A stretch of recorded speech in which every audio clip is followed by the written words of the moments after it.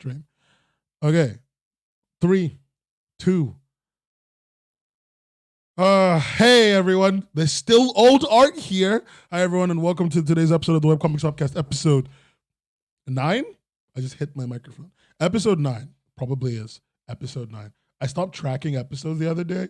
I'm gonna have to go back and put all the titles and stuff in again. But today's episode is officially called "Why Webtoon Creators Have No Friends." Why are y'all so lonely? You know, Webtoon creators have no friends. Why are y'all so lonely? Today, you know, we're gonna cover a few things other than just why all of you are lonely and friendless. We're also going to be talking a little bit about Webtoon's actual competitors, like Webtoon's real competitors, and what's a really useful thing to learn about. If you remember the conversation from the last stream about diversifying your audience, this is like a follow-up to that. Sorry, my phone just vibrated. I don't know why. Can't even find it.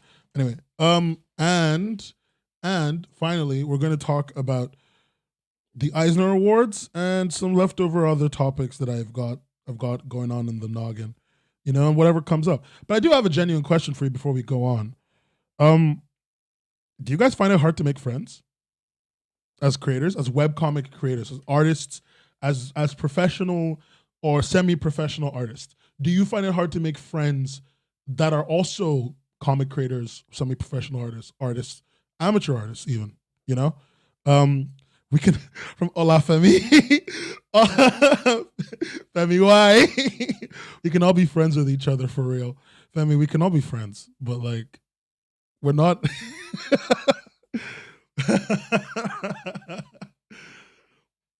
God, Jesus Christ. That is a based take. We can all be friends. But let me see, from Asha Draws. I don't know if I count as a webcomic artist, but I don't have a lot of art friends outside of old college mates. Yeah, I mean, this all came up because of a conversation I had with a friend who is also in this chat right now. Hey, bud. And we were talking, she was telling me about how difficult it is to approach people. She just went to a con, and it's kind of difficult for her to approach. She had like shared a table with this person, and she realized that she found out that after they shared a whole weekend together, where they basically had to support each other, look after each other's money, you know, a relationship that you would consider a little bit closer than just acquaintances. She finds it difficult to like reach out because the utility of their relationship is gone. And in a lot of ways, like it reminded me of another Twitter post I saw recently from another artist talking about all the relationships that they've had with people, not like romantic, just relationships in general that they've had with people, and how those break down and those go away, and you know they feel a little bit bad, almost like they've left people behind, almost like they didn't even try. And I guess for me, it's just a situation of like, I don't know, as a YouTube person, you know, that's why I've started calling myself. My friends call me a journalist. I refuse to use that language because it is gross. Because I refuse to admit that I am I'm a webcomic journalist. But as a YouTube dipshit, I have YouTube friends, but like I'm gonna admit it now. I think some of them are watching right now. I'm gonna admit it now. Like maintaining our friendship is work. And I don't do it because like I want them because I want YouTube friends. I do it because I like them. They're nice people. We get along really well. You know, so there's a lot of reasons for me in terms of like, you know, maintaining those relationships, right? But I also acknowledge the fact that I actually have to put in quite a bit of effort, quite a lot of effort to maintain those relationships compared to, I guess, other friends I have that aren't friends I made in the same niche. From Kajipur in the chat, yeah, all my art friends are drifting into all sorts of directions, and I ended up isolating myself again. I think in a lot of ways, the isolation is self-inflicted, like it would be if you are somebody who, sorry, someone keeps calling me, so I'm a little bit distracted, and I've ended the call twice, and they called again. Anyway, I think as a creator, like to some extent, a lot of your loneliness is a little bit self-inflicted. It's a lot easier to sit at home and draw, right? It's a lot easier to sit at home, draw, and not really talk to anyone, put on some terrible video that you like, one of your garbage content, because the only quality content that is available on youtube.com is youtube.com/webcomics hub live streams once a week, every week. Probably not forever though. But you know, other than my glorious stream, there's not a lot of good content out there. It's what it is. But what I'm getting at is a lot of it's like self-inflicted. You know, it's very easy to shut yourself in. Shut yourself in and just kind of vibe, you know, make your thing that you like and vibe. It's been very difficult for me to do it. Lately, I have, I'm in a relationship with someone who visits me relatively often. That's an over-exaggeration of that, but they visit often enough. And they call often enough and they contact me often enough. They're always reaching out to me. So even when I'm trying to shut myself in, I don't really get the chance to do that. I don't get the chance to do that. I'm not given the freedom to do that, which is in many ways a good thing. You know, it keeps you from kind of sitting at home and getting in your own head. I don't know how much you guys know about the YouTube game, but it's the stuff webcomic creators talk about with like getting into metrics and losing their minds and all that shit. It's the same thing that happens no matter where you create at this point. And when you're making videos or live streaming and all that stuff, you know, I think a lot about every live stream after I've done them, maybe for the first 2 or 3 days, and I can weigh on my mind for a bit, especially if I didn't like it.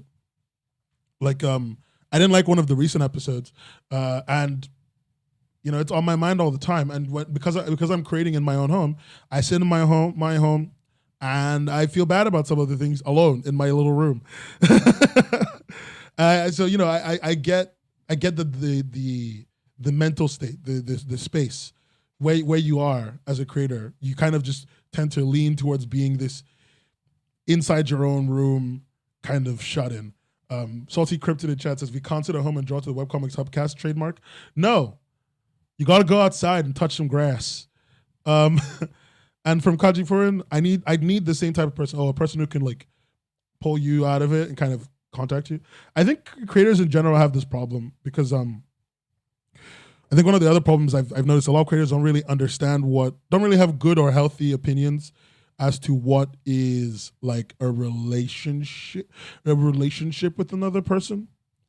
You know what I mean? Like, they don't talk to people in a way, they don't understand like, no, correction.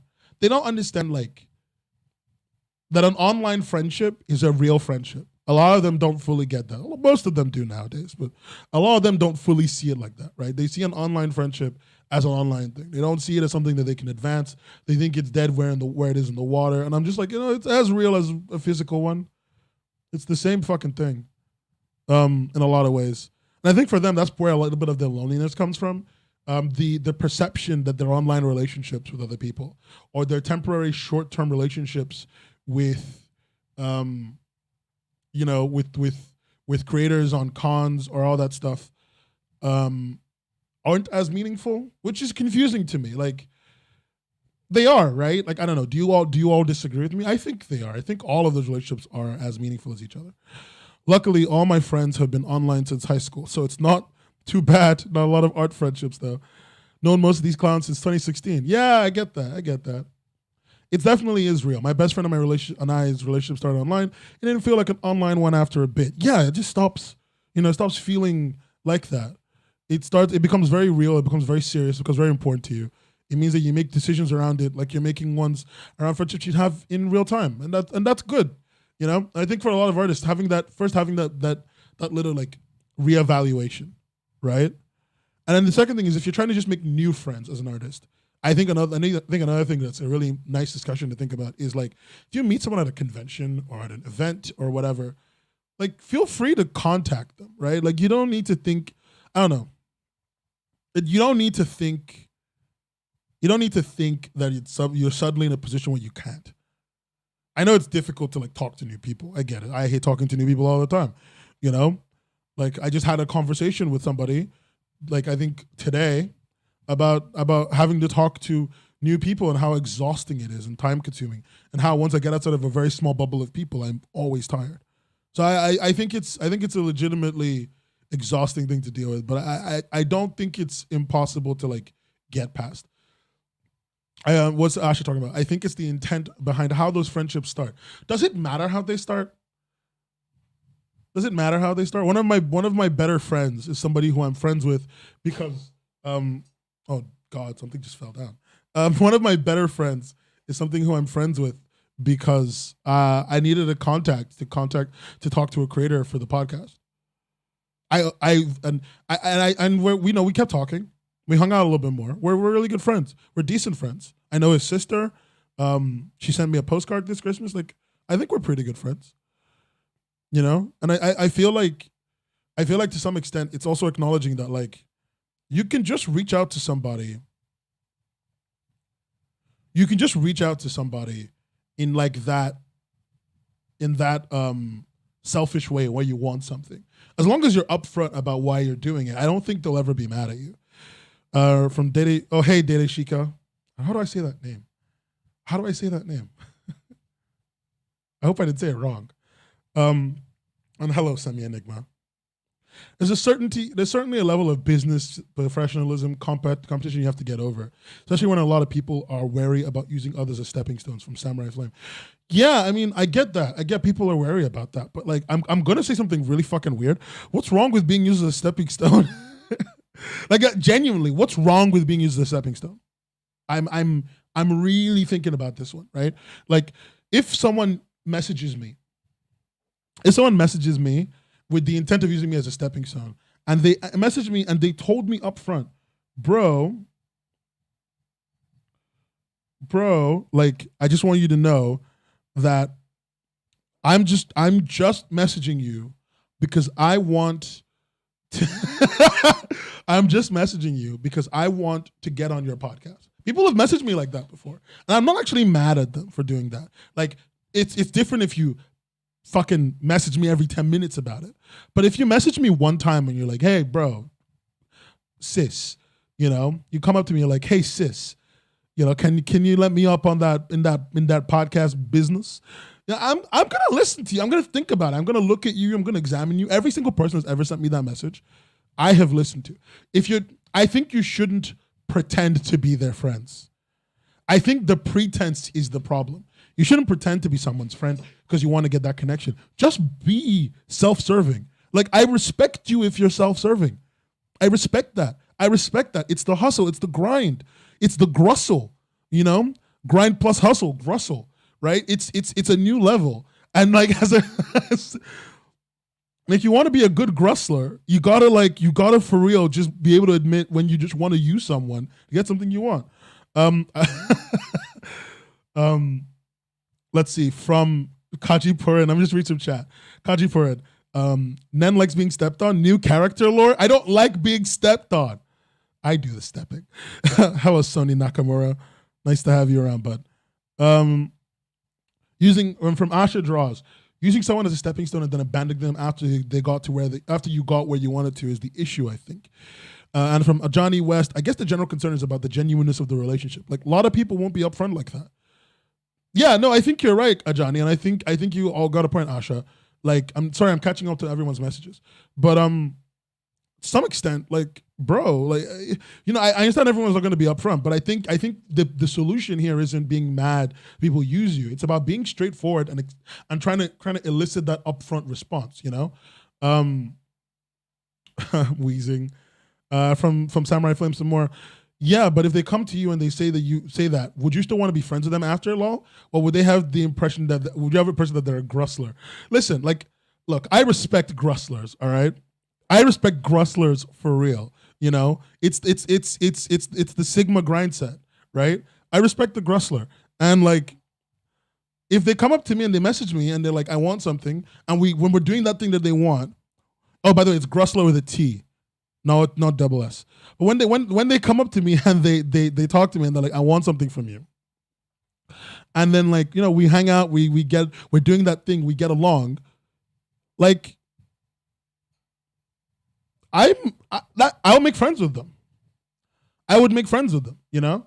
I would be cool. With it. I don't know. I would respond to that. No one, and then from Momo GG, no one is going to respond when someone upfront slides into their DMs asking for a read of a comic or a promo. Well, I mean, I'm not going to lie. If you're not going to respond to people coming up to you like that, like, you're not, I don't know, something's up with you. like you don't have to like them. You don't have to agree. You don't have to give them what they want. Like, don't get me wrong, right? You don't have, you can literally see that. I get DMs all the time, and it's me just going like, I'll get a DM from someone that's like, I want to be on the podcast. But like, no. You have nothing to offer me, and I have nothing for you. Go away, right? When they approach you in that scenario, they've put themselves in a situation where it's a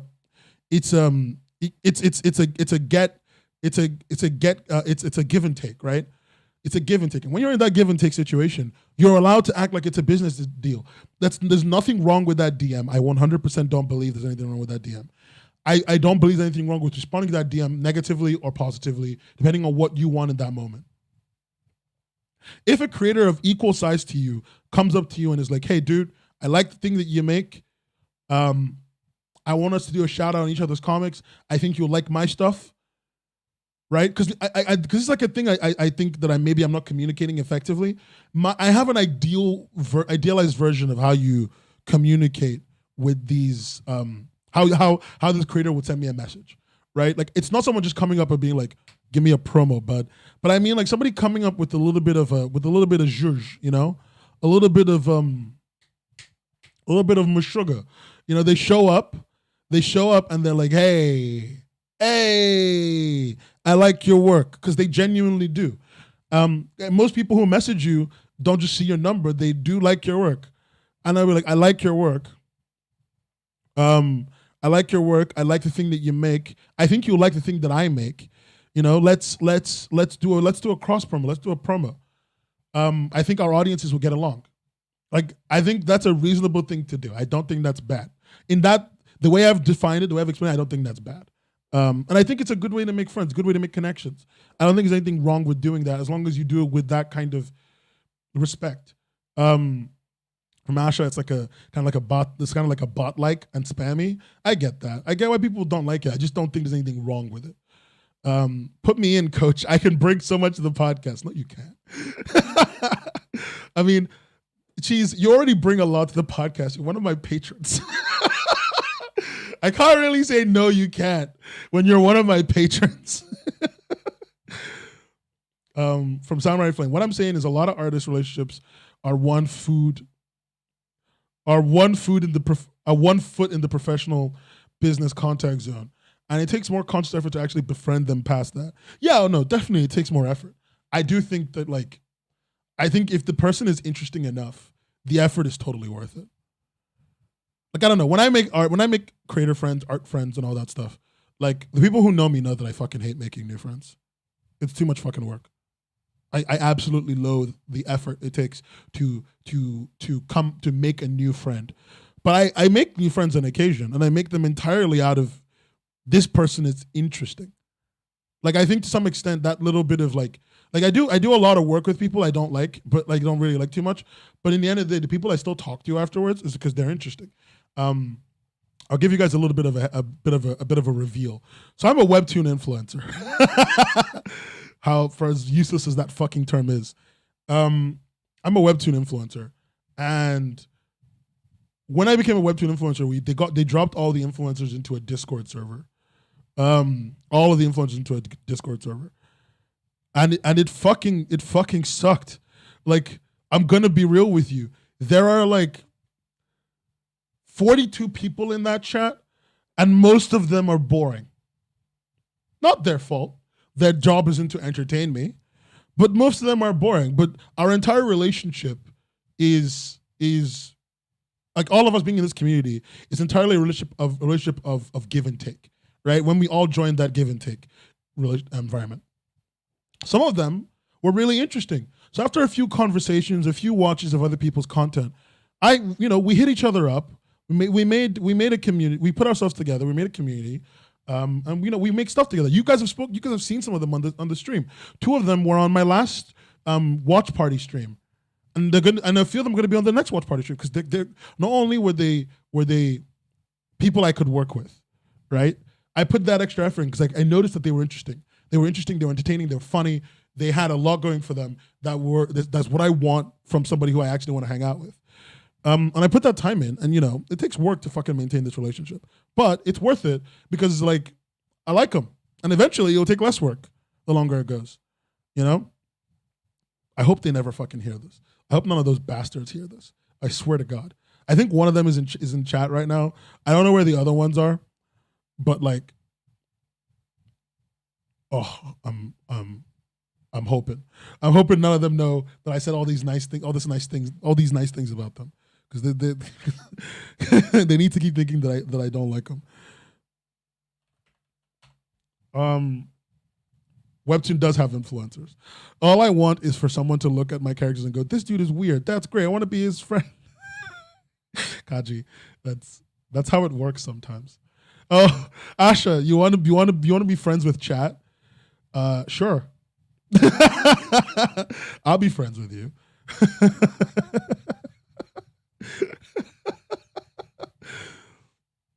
Now, I get what people are talking about with like a lot of the relationship is a lot of the artist, all of the creator relationship. Doesn't matter what you fucking make. If you have a relationship with another creator, it's going to be a little bit transactional. It's going to be a little bit transactional because that's where your relationship is going to have to start, because you don't know each other, and the only thing you know about each other is your follower counts, your content, and your view and your view counts, and that's it. That's it. That's all you know about most creators you've never met, right? So most of your initial relationships are going to be kind of transactional, but in a lot of ways, I think that's okay. I think that depending on the way you act about it, depending on the way you handle it, and depending on how much work you're willing to do yourself, I think it's totally worth it. I think it's totally it's pretty easy. It's kind of, no, that's a lie. It's not easy. It's kind of annoying, and it's totally worth it. But on the other hand, like, I can see that a lot of people have difficulty making friends here. You know, and Semi Enigma is just cringe, so they don't have friends. I can't say that about Enigma. They're a sweet person.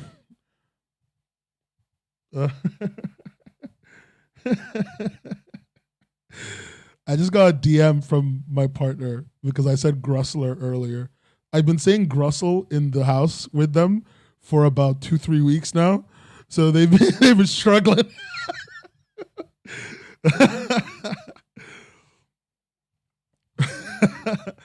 What's worked for me has just been joining their Discord servers that they set up for the Webtoon. Yeah, I mean, that's a strat.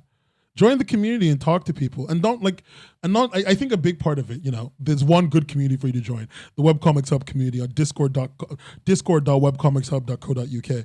But I think if you want to be a real Grustler, you don't join a community and then like link spam, even if you can. I think the number one rule for a Grustler, and all of you in this chat are Sigma Grustlers on your grind set, right? Is you join the community and you chat and you make friends and you entertaining conversations, you do draw piles, and then you slowly and then you start posting a little bit. Images first, links later. And then that's how you kind of build somebody who actually cares about your work. You know? Because I think the funniest thing about just dub over hustling with grustling. I think a funny thing about creator relationships as well is like a lot of creators, especially early on, dude, when I started my YouTube channel, when I started this YouTube channel and I was like doing okay, and I got like my first 1,000 view video. I think the most views in a video on my channel was 10,000 views. That video was my first 1,000 view video. And I think my first 1,000 view video. And someone emailed me at the official Webcomics Hub email, the one I use for like contacting, like from you guys, right? For anyone to contact me for anything, for business stuff, and just to ask me questions. And somebody emailed me on that and was like, "Hey, I just saw your channel got 1,000 views. That's real cool, dude. You want to do sub for sub?" You know, that was really crunch. I'm not gonna lie, that was crunch. But I emailed back and I was like, "No." Can a link work here? What do you want to link? I actually want to know. Before you link it, tell me what you're trying to link in chat. Let me see. Let me see what other people say in chat. I'd love to have more creator friends, but I need more chapters up and more views because you started. I don't think you need more views and more chapters up to have more creator friends. I think you just need to like create. Like, I think you just need to focus on that bit. Getting more friends is something you should do, whether or not you have more chapters. I haven't put out a comic in like a year and a half, maybe 2. And I have creative friends. Creative friends are different for different persuasions. I haven't put up a comic chapter in like 2 years almost now at this point. Oh, yeah, DM send me the link then. It's cool. I remember when I was 14 years old and trying to go on my very bad art channel, and I would just go asking everyone for collabs, and I was so annoying.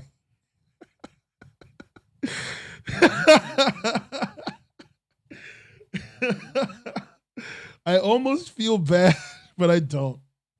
I don't feel bad at all because, quite frankly, it's so dumb.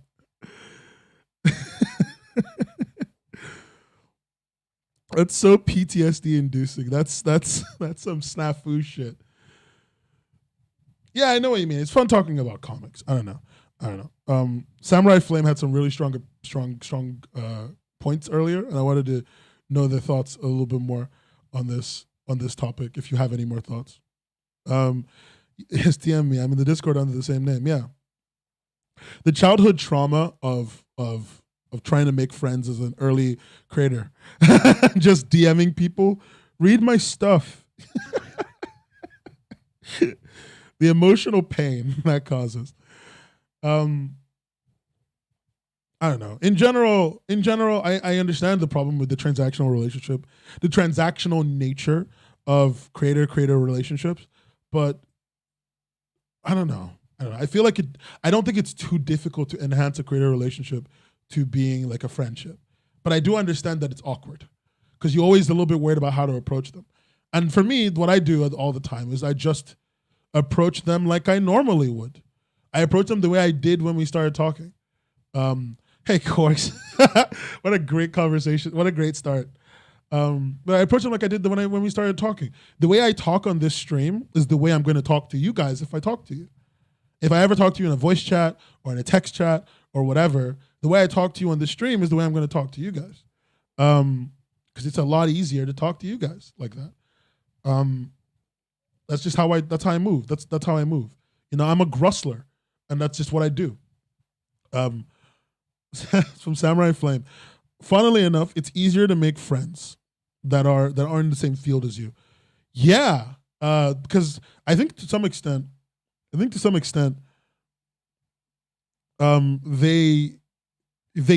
are more friends in other mediums are just interesting.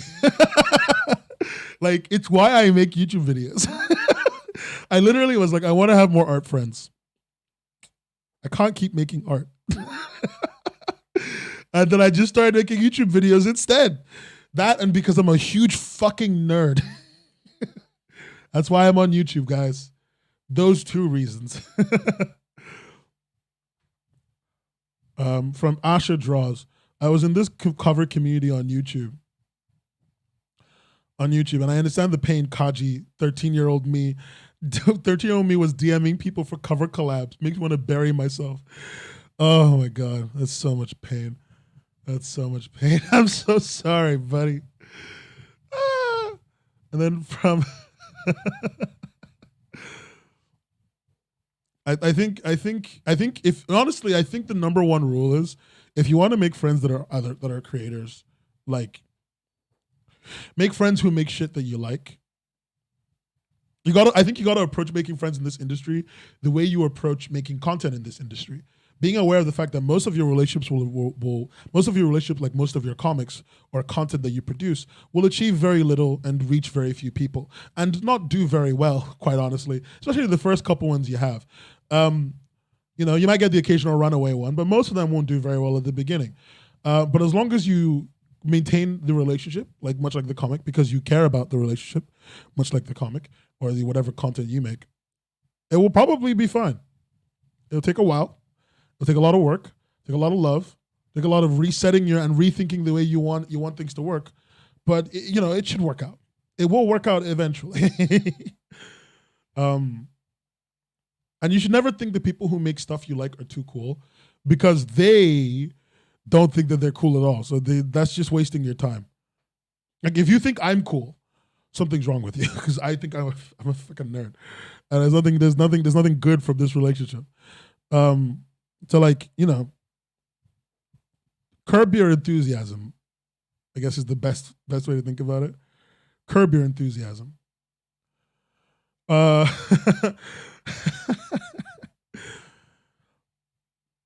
You know what my favorite? Yeah, everybody just people. You make better content if your friend cycle is diverse. From Korgs, yeah. One of the first friends I made on YouTube. One of my first YouTube friends was an influencer, and I just DM'd her one day. Let me go back to our DMs. We talk so much now. She's so nice. Don't tell her I said that, because I know Ty is in here. Don't tell her I said that. Let me go back to our first DMs. Like, our first DMs was just me going, because we had just met in the creator server. We'd spoken in one voice chat. I really liked her. I thought she was funny. I thought she was very smart and very capable.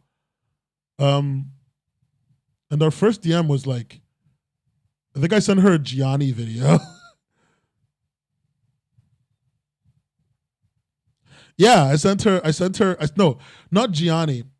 I sent her a Gianni video, and I sent her, the ordinary sausage YouTuber? I sent her that. Like, I didn't give a shit that we both made YouTube content. I didn't give a shit that we both made similar YouTube content. I just sent her that. And then I sent a bunch of other memes. And then just a couple of days of how are you doing? And just it all kind of worked out. I think that's I just got a fucking DM from one of you bastards at Discord that says, "Don't worry, you're not cool. You a dork." What the fuck? How am I being bullied? This is my own stream. What the fuck? What the fuck? From one of you guys. I'm just trying to have a normal one. There was no need to attack me in my own house. What the fuck is wrong with you people? Oh my God. I'm just having a normal day. It's only 11:50 at night. It's not even that late yet. And I'm being attacked in my own DMs, in my direct messages. I can't get any rest. I can't, every time I get out, they pull me back in. This fucking chat. Hate all of you. I hate all of you so much.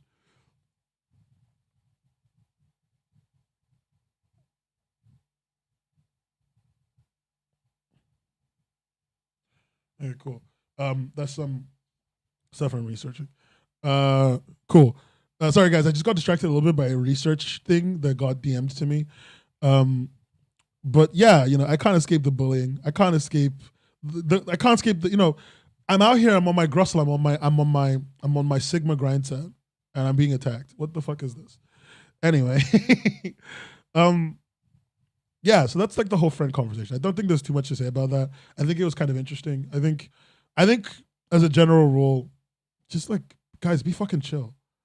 Like, I know all of us much like me, are either all of us much like me are either autistic, because I'm actually autistic, or depressed, or have anxiety or some shit. But like, come the fuck on, guys. We can do this. We can make friends like normal people. I promise you, we can 100% make friends like normal people. I swear to God. We can make good relationships with other creators. Like, please. Please, I'm begging you. And if you're not able to make friends outside of this community, if you're not able to make friends like in regular life, just come into the Webcomics Hub Discord server and chat. Talk in the chat, post your art. Maybe you will meet someone.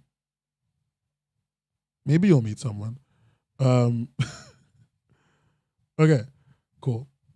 Let us proceed, gang. The next topic I wanted to get us onto today, for the rest of today. I was talking about Webtoon competitors. All right, this one needs me to do a little bit of a display. So, guys, I have a genuine question for you. Who do you think Webtoon's competitors are? Who do you guys think Webtoon's competitors are? Webcomics Hub chat is the new Tinder. Jesus Christ. Guys, come the I need a minute. I need a minute where I'm not getting like smoked in my own chat. In my own chat by children. Like, not even like adults, by small people.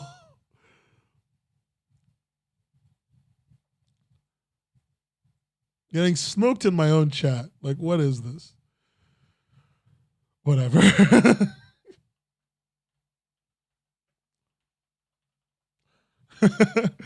But yeah, somebody said tapas.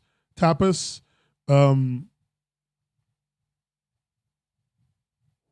Tapas. People are thinking tapas. All right.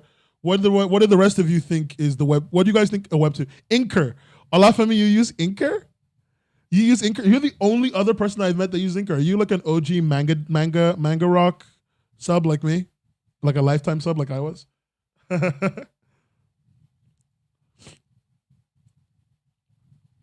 Tell me about it, like Salty Cryptid. Everyone bullies me in this chat. Tapas, Dilly Hub, it's called Dilly Hub. All right, cool. Insert manga pirating site here. Well, gang, Korgs has won the award. Korgs in the chat that shall not be named has won the award. So I'm going to show you guys some stats real quick. These are from websites that I trust. And we're going to just talk a little bit about it. So, guys, we know for a fact that every month Webtoon gets about 72 monthly active users, right? I know how much time they spend on the website. I know all that stuff. It's in Webtoon gets out that information. I want to show you guys a site I've told you guys about before. This is MangaDex.org. This is not the website. This is this is from SimilarWeb. It's a web analytics website, right? MangaDex was made like almost a decade ago. I think it was a while ago. They have no employees, by the way. Like, they have some people, but they don't have a lot, basically. But what matters here is MangaDex's global rank in search algorithms, like traffic rank, is 334 in the world. This is on SimilarWeb first. Let's just start with this one. They got a total of 44.1 million visits in the last month. That's the number of visits they've gotten. This is also from SimilarWeb. This is Webtoon. Webtoon ranks lower. Webtoon ranks lower in the world. Even in their own category, they rank lower. They've gotten more visits in the last month, though. And by the way, this also tracks mobile information. So like people logging in on their phone, because the way Webtoon on mobile works, it's literally just like a generated website that loads on your phone. So you can actually track a lot of the data about people going on.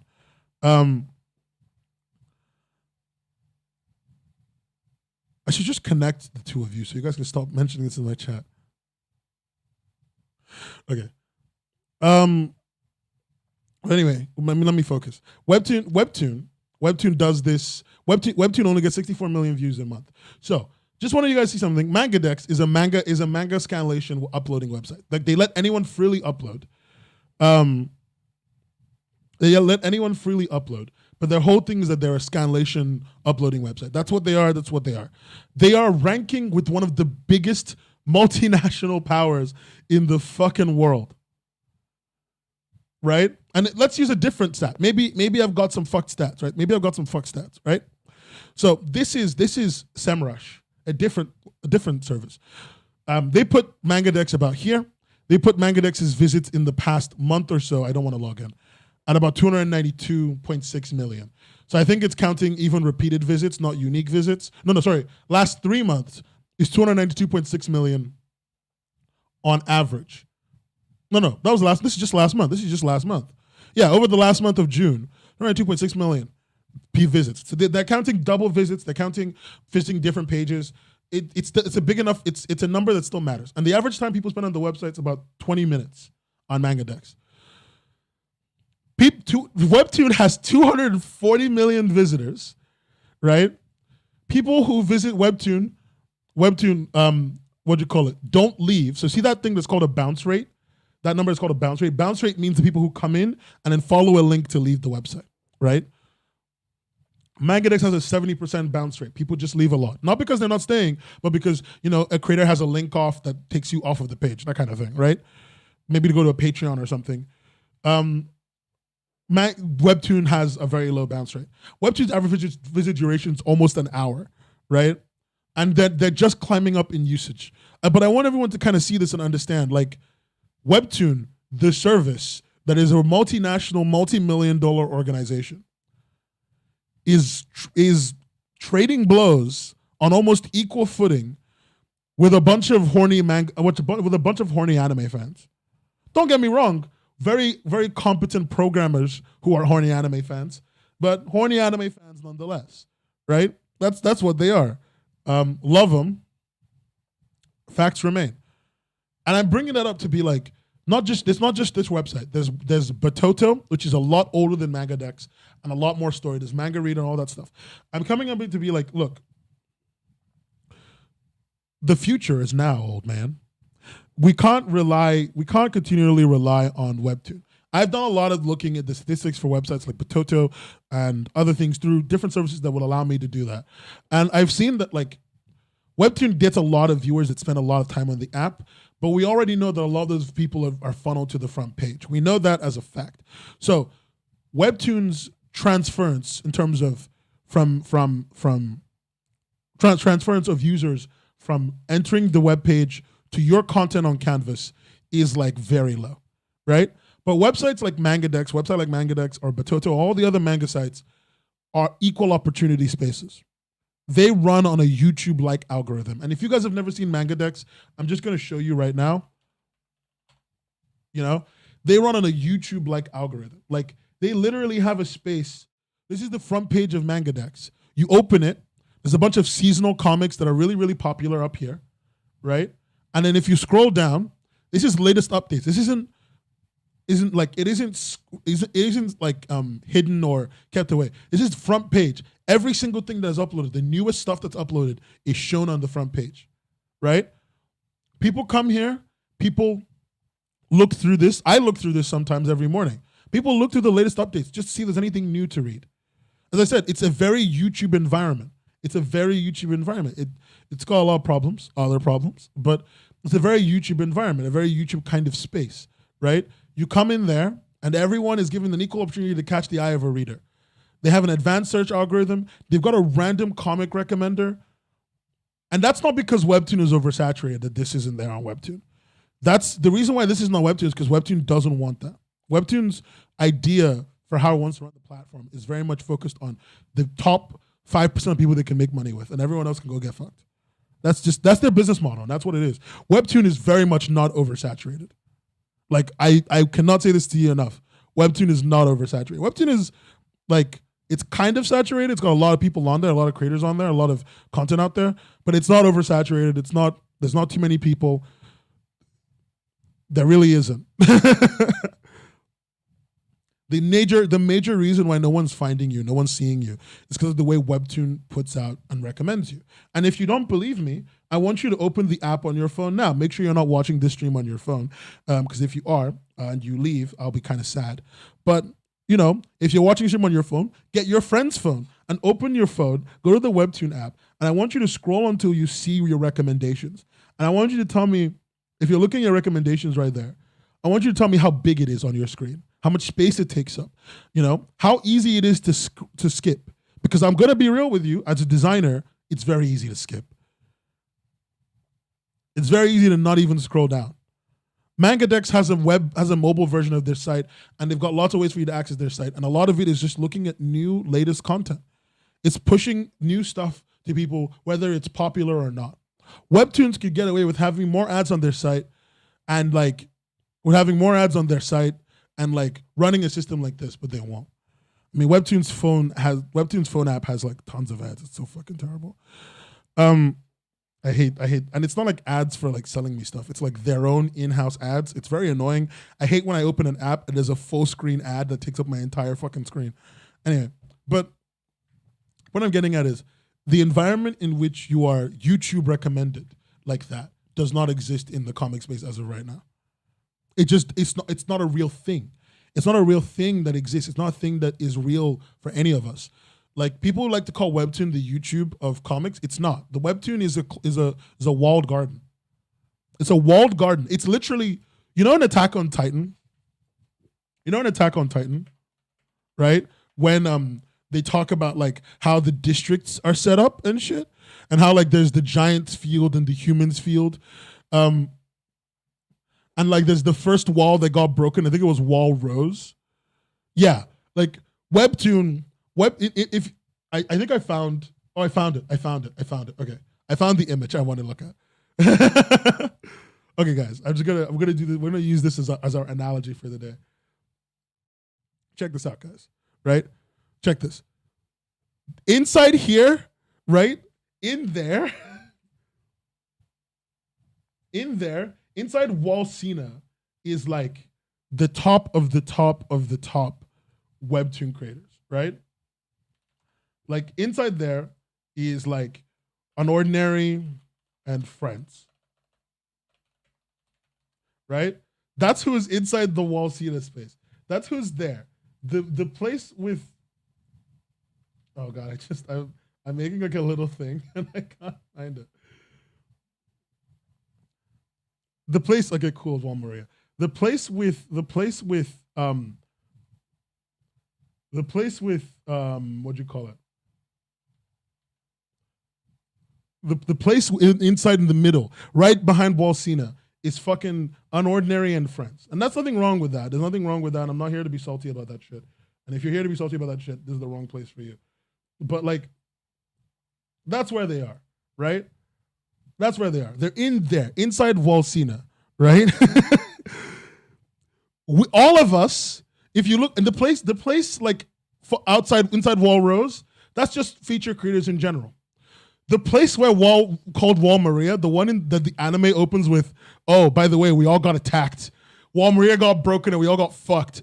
That's where we are. We're all fucked. The Titans are coming for us. We're fucked right now. The Titans are coming for us, guys. The Titans are coming, and there's no Eren Yeager.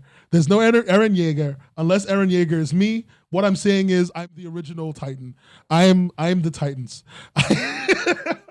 This analogy has lost its meaning. It's so fucking inside John Cena. Bold of you to assume I was inside the walls to begin with. That's it from Samurai Flame. Doing some really rough math. There's like maybe approximately 150 canvas comics recommended on the app. About 14 per genre and 15 in the rec carousel. So all like 20K canvas comics are just competing for 150 slots of exposure because there's literally no other places. Yeah, like, okay. Samurai Flame has made a really fucking good point. There's actually 50K canvas comics, and you've made a really fucking good point about how we're only competing for like a very small handful of spaces. And it's not even and the worst part about the way we're competing is only one of those spaces is a recommendation system. Only one of those spaces is based on what the person who is using the application cares about reading. Every single thing else that exists on the app is just most popular shit. The end, or whatever Webtoon wants to push this week. And like, it's kind of important to point that information out, because if you've never thought about this, this is where you're going to do a different thing for me. You're going to open YouTube on your friend's phone, or on a different tab on your browser. You're going to go there, you're going to go to YouTube, you're going to go to the front page, and you're going to notice that like, when you open the front page, there are like at least 100 video slots, all picked for you. All picked for you specifically. And I remember when I was, my friend got a job at Google when we were in college.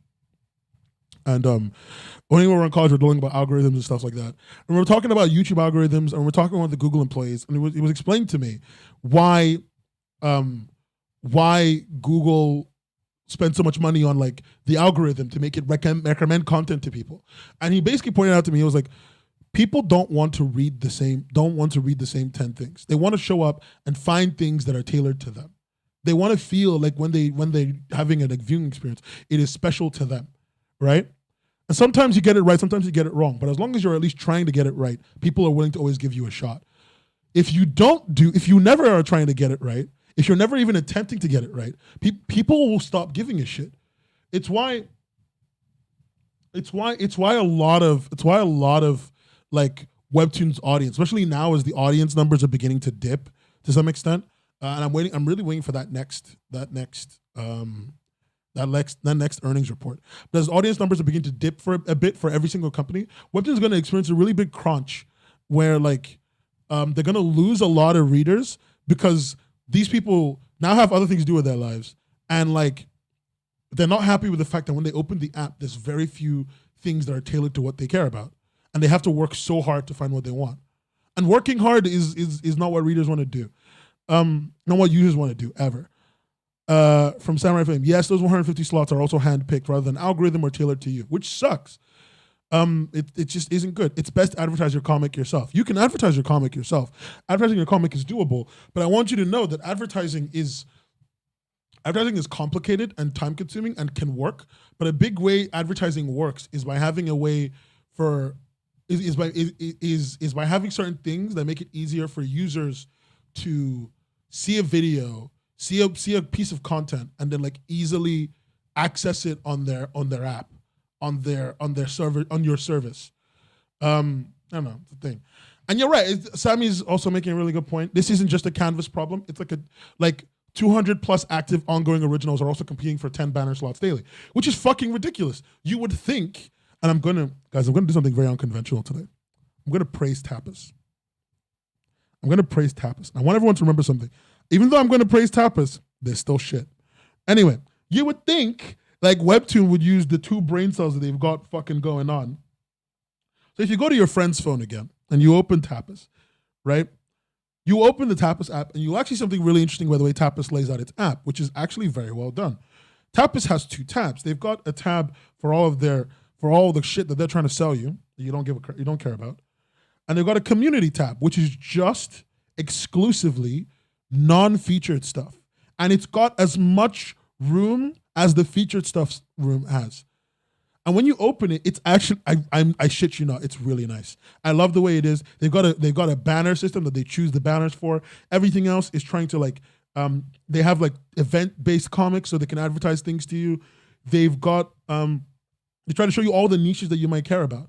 And they show you all the new community comics that are out. Like there's a lot going on in Tapas' app. Don't get me wrong, they still garbage and they're a bad company. But in general, these guys they've got a better app. It's still not perfect. There's a lot of things I would change, but they've got a better app. They've always had a better app. You got to keep taking your friend's phone. They're not doing anything with it anyway. They're not watching this stream. And when you're done with your friend's phone, put my stream on their phone and then give it back to them and tell them to watch it. You know, like for all the flaws Tapas as a company has, their app is very well made. It's very well made to tap into what a user wants from what a user wants from a content platform. From Sammy, there's actually 12, but 2 of the banner slots are Canvas or some event promos. I'm counting as 10. Yeah, it's 10. Why is one of the comics of the community banner an original though? You mean on the Tapas one? Is one of them an original? Is it Finding Home? Is it that one? Is that an original? I don't know, but maybe I'm not trying to tell you. I should say Dizzy was. I'm not trying to say that Tapas is like some bastion of goodness. Don't fucking misunderstand. They're still incompetent. What I mean in terms of pure layout. I'm talking like the empirical data of laying out your website. Right? They've done it. They've not done it. Incorrect. They've done a better job. They've done a better job. I couldn't open my Tapas app for a month. I'm taking away my Tapas praise. Dude, like I couldn't open my Tapas app for almost a year. And then one day it just started working. This app is dog shit. That's so dumb. Let me see on there. Okay, one of them says Tapas original. That is new. Didn't see that. Okay, they still try to sell I guess they're doing it for the people who only look at community. They're still trying to sell some of their stuff to people who only look at community. But I still think this is the damn sight better than what Webtoon's got going on. I do understand your complaint though. That's a fair thing to point out. Thank you for bringing that up so that they don't sound as good as I was almost making them sound. Oh, you're going Kachipuran? That's okay. Later, buddy. But yeah, like, you know, I think in terms of app design, in terms of what's going on, Tapas has done a better job. In fairness, Tapas has always been better at creating the user interface product for comics. They have a better app. They have a better website. They have a better creator dashboard. They have a better creator user engagement system. Like, they've always had it better. They had creator profiles before Webtoon did. If they weren't such a shitty company, I'd probably start recommending them. But they're a shitty company run by a tech bro. So there's not really much for me to say. There's not very much left for me to say. And also, they lie to their community. So I can't really trust them.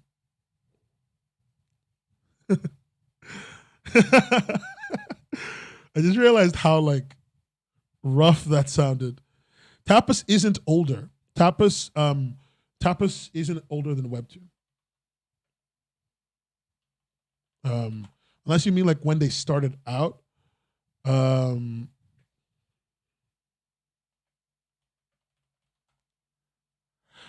Tapastic could do a lot to have a better social media presence, but at the end of the day, Tapastic's number one problem isn't its social media presence.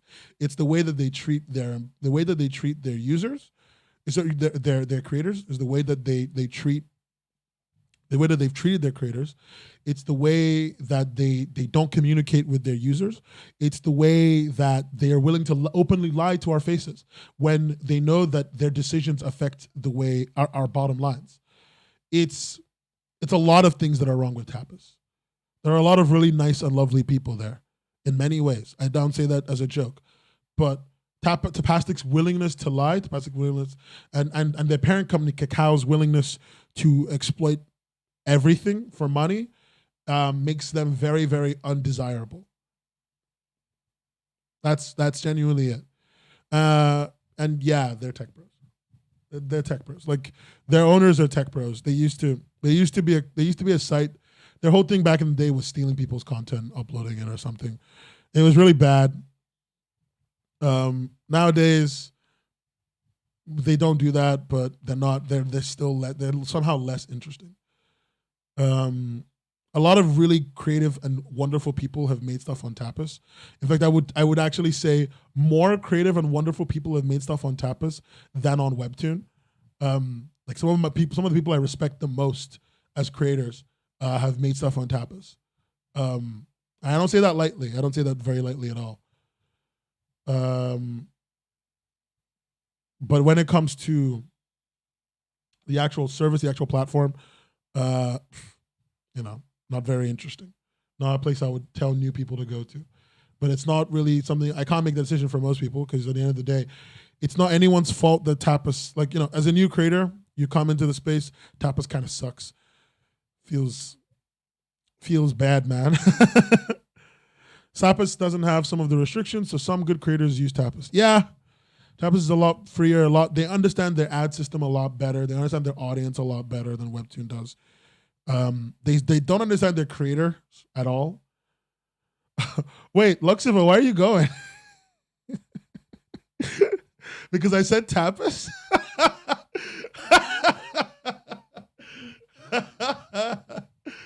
Oh my God, because I said Tapas? Is it because I said Tapas is doing better than Webtoon somehow? I'm sorry. I hope that doesn't upset you too much. I can't tell if that's a joke or a serious statement, but I still think it's funny. I don't know. As a creative like the rest of you, platform. I too have a lot of platform anxiety. You pick a platform, you think it's good, and then you find out 6 months later that they suck. I tell people not to go to Tapas because I know what they're like. But at the end of the day, I know why people would go to Tapas because Webtoon fucking sucks. Webtoon fucking sucks. The only good thing about Webtoon is that the audience content requirement is more diverse than Tapas. Audiences on Webtoon are more likely to read different things. Tapastic's audiences have very specific singular genres they're interested in, which is a little bit sad. Um,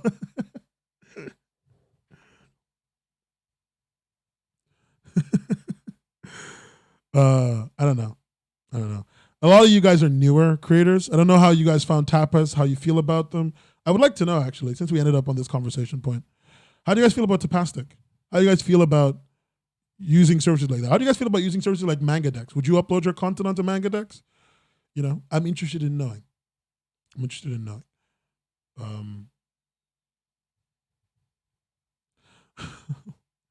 Did I actually make someone sad? I hope I didn't. Nen isn't allowed to bully us. Only we can bully. Okay, no one's sad. Everyone just wants to fucking fuck with me. Cool. Good to know. Good to know. Good to know that my community stays consistent. My community stays consistent. They bully me. I started on Webtoon, so I'm going through Stockholm syndrome. As a reader, Tapas is my favorite. I don't know why, but their mobile app confuses my small ant brain. Don't worry, it's not very. It's got a lot of design problems. I said a lot of things in well design, but it's got a lot of other design problems. I started on Tapas, but never really liked it. Might upload on MangaDex. You should try it out. MangaDex has a strange way of uploading. I think, in fact, I'm going to show you guys something if I can. So MangaDex's upload system relies on you being part of a publishing group, right? If you need to be part of a publishing group. Do I remember Manga Magazine, aka Ink Blazers? Yes, that has come up in a conversation before, but I don't know why. Am I supposed to remember? Is there something really important I'm supposed to remember about them? Just tell me, because I know I've heard about them and somebody mentioned them to me the other day, but it's been weeks and months and I don't know. I know they shut down in 2015 though. I know they shut down ages ago. But let me see. Let me see if I can log into my MangaDex account. It's hard to grow on Tapas, Imo. No, 100%. One of the biggest problems of Tapas is it is painful to grow on Tapas. It is disturbingly painful. I fucking hate it. It sucks. Like all the good things I've said, don't remember I say a lot of bad things about Tapas, so don't forget that. From Salty Cryptid, I am personally hesitant about uploading to pirate websites, mostly because there's a huge take and repost culture on those sites. I have no control over where and in what context my work will show up. And that's part of the positives and negatives. But it's part of the positives. As a creator, you need to understand that like your content in many ways is freemium content. You want to put it out there, get it to as many eyeballs as possible, and then get them all redirected back to where you are. So it's okay for your content to be exploited in ways that you don't agree with, because at the end of the day, as long as you are the one controlling the upload, you're going to ensure that all the things that link back to you remain. Scanlators don't always do this, but some scanlators will remove your like personal links on your comic if they scanlate it, which sucks. So you should always try and control that flow. That way you can make sure that people are seeing your shit, seeing your links. From a fresh salmon, I feel like Tapas should be bigger. I swear TBATE is massive on the beginning after the end is massive on aggregate sites compared to its views on Tapas, which is actually its official site. Yeah, because Tapas paywalls it. Anyway, I want to show you guys something kind of cringe. No, it's all right. It's fine. So when you use MangaDex, just a bit of a tutorial. When you use MangaDex, so this is my MangaDex account. Then I use MangaDex, if you didn't know, to upload my comic Val that I worked on 4 years ago with a friend. And another comic, a joke comic, and I was going to upload my other comic, Aerosol, that I worked on with my friend Jay, but I just never got around to it. To upload on Tapas, a really useful thing is to have a group. That way you can control Tapas on MangaDex. A really useful thing is to have a group, because people actually look at your group page, and will look at the things that you upload. So they can subscribe to your feed of your group. They can look at your titles that you upload. They can see all the members of your group. Right? It's all really important stuff. Back in the day, they've removed a lot of the statistic stuff on MangaDex because it's being updated. But before, you could get direct statistics on people coming to look at this page, this group page alone. So you could get direct. They have a lot of stat tracking on this website. It's actually really good, in my opinion. And here's another thing that's really useful. Let's go look at Val. Val sucks. Loved it though. Loved working on it. But not only is there a rating system, they use what's called a Bayesian average. So they use a weighting system to kind of score your comic. As you can see, I have a lot of ones, but my score is still about 7.3. Because they use a Bayesian system. But I still have subscribers. Those of you who subscribers are. Back when this was still new, after the website refresh, a lot of stuff lost views. But you would see the views here. You can have all your authors there. You can say where the official versions are, and people actually click on all these links. And the most important thing that they've taken away, but I used to have, is they used to have this incredibly robust statistics tracking thing. If you cared about that shit, you could tell when people were on the page, people stopped reading. I think it was like really, really, really good. I just wanted to show you guys to understand. I understand why people don't like Scanlation Sites. I understand the complaint that Salty Cryptid made earlier. It's a genuine complaint that your content can be reposted and taken away and moved. But at the end of the day, the amount of data that you can control when you're uploading onto sites like this, the amount of information you can leverage, knowing what kind of people like your content. Yeah, you can draw weird fan art of Val. It's not very good. Val is kind of cringe, kind of cronge. But I loved using MangaDex as a website to upload my content. And in fact, there's a creator that does, if I could remember their name, but I don't remember their name. But there's a creator I know that does. I don't personally know them. I've just seen their work around.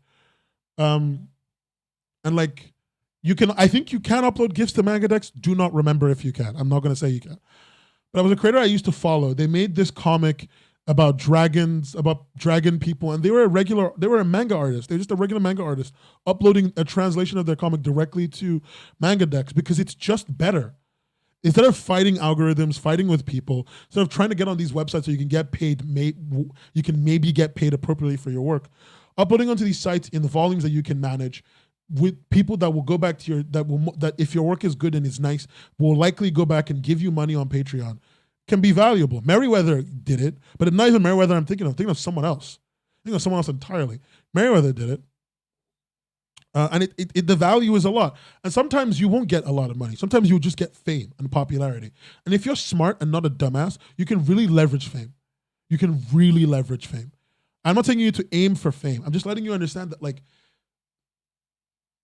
look, Webtoon and Tapas are great for being able to control where your content goes, right? But if you want this to be, if this is something you love to do, and you want this to get to as many eyes as possible, so enough people can appreciate the work that you make, diversifying your platforms, diversifying your audience portfolio is really important. I will also put this caveat that's really important too. If you upload on a site like MangaDex, you're giving up a lot of shit. There's a good chance that unless your comic is really good, you're not going to get a feature contract.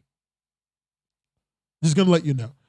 They'll probably give it to you anyway. They'll ask you to delete all of it. But you're not going to get, it's not going to be easy to get one, as easy as it was if you're just uploading onto Webtoon.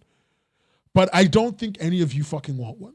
I mean, that's a lie. I know that all of us kind of want one. But I don't think for some of you, it's something you're even concerned about right now. This is one of your first comics, or your third comic, or your sixth, or your fourth comic. It's not your magnum opus. It's not your big IP. So they probably don't care about that happening. I do know some creators who have posted on websites like this and still got their work onto featured. And to some extent, if you just never say anything about it, yeah, you can get your work featured. If you just never mention it. And then if they ask, just be like, oh, someone scanlated it because it was good. People do that. So, I have a lot of different points here, but I've said a lot of different points here, but I don't know how you guys feel about this. I don't know how all of you feel about this website. They're missing a lot of features from back in the day, but it's still a very powerful and meaningful and useful site. I don't know. Tell me what you think. Complain at me. Make me feel bad for telling you to use MangaDex. Who's on their 8th comic? Enigma, what? You're on your 8th comic? I'm not worried about contracts or the like. Some people enjoy and like the content. If you want people to just see it, if all you care about is the most number of people seeing your work, then posting literally everywhere is advisable. But you should also be aware, the more places you post, the more likely the people are going to be mean to you. I should just say this too. MangaDex can have some of the most toxic people in the world comment on your shit. And when you post your comic on places like MangaDex and Batoto, it will end up on websites like Manga Kakalot. And other websites like Manga Kakalot and shit. And when it ends up on those sites, your comments can be fucking weird. Like, I'm gonna show you guys this, and I'm gonna read another comment in a second. I'm gonna show you guys this. They're gonna show you guys this. So this is one of the comics I worked on ages ago. It's called Paulson Bros. It's a joke comic where the main characters are Jake and Logan Paul. This is we only posted it on Webtoon, MangaDex, and that's it. This is every website that Paulson Bros is on, and Tapas. It's every website that Paulson Bros is on right now, right? And if I go to one of them, if I just type something like Manga Kakalot, I know it's on there. There it is. And I go to the page. This is the page. This is me and my friend's name. The comment's been wiped. But there was a comment back in the day that was like, "Why would you do this? Why would you make this? What's wrong with you?" There was a lot of those. There was a lot of those back when we started, because it wasn't very good. It was kind of bad. It was a bad comic. But it's just understanding, like, one of the things you're gonna encounter is shittier people. The more people that see you, the more likely they are to be garbage to you. Jazz hands. God, I can't wait till I move this stream to me doing just IRL so I can do jazz hands in real time. Seems like people still have a weird brand loyalty even though they haven't signed any contract. Like, just put it everywhere. Yeah, you're right. From Thomas, did MangaDex not get hacked hard in the past? They did, but they lost no user data. They did a very comprehensive report as a programmer, system engineer. I really respected what they did. It was very well done, and they admitted all the data that was taken, and it was just a takedown. It was like they didn't lose any data. That was user data, and even if they lost user data, none of your user data is like real data. None of your user data is like your real name. You can just make a random name and upload under that name. It doesn't matter. So be aware of that. I was reading, and then from Johnny West, I was reading Player a few weeks ago, and good Lord, the comments were absolutely deranged. Yeah, like, the comments in these places can suck. So just know that. Just know that. Know all this information. People being people is something that happens, but, like, maybe you don't want to expose yourself to that shit. So don't. Please don't. I don't want you guys to have a mental breakdown because I told you to upload onto fucking MangaDex. I'd rather just give you the money myself than have you fucking lose your minds uploading on some shitty site that doesn't even respect you. Oh, the comic is still up. All the websites updated their comments, so all my stuff has lost views, but I'm just going back to look at old comments, and some of them are kind of funny. And I forgot I made this. So a lot of my stuff I'm giving you is genuine firsthand, like, experience. If you don't agree with me, that's totally fair. Nothing I'm saying here is a be-all, end-all solution. But all I'm trying to get you to understand is that, like, when it comes to Webtoon's actual competitors, it's not just fucking Tapas. It's Tapas and every goddamn website that makes a comic in the world. And in that regard, you have access to a lot of those other websites' tools, and you can use them for your own benefit. It's not an easier option. It's a slightly easier option than waiting for a Webtoon feature, but it's still going to require a lot of work on your part. But at least it levels your playing field. It gets you seen, and if you use it right and you play your cards right, it can get you a lot of fans. That's it. Also, I should say, for the thing that Salty Cryptid said about work being reposted, a lot of people respect it if you just say, "Please don't repost my work" on the first page. It's actually quite funny. If you say that opening page, people respect that a lot. A lot of these, for all of the problems these people have, there's honor among thieves. Let's say that. There's some honor among thieves. Let's say that. Okay. God, I got a weird DM. All right, let me move on to. Before I go on, I love how I'm going to move on to the next topic, and then someone's going to post some comment about the thing I said that they've been brewing, for 10 minutes. If you're gonna do that now, please. So I can do that now, please, and thank you.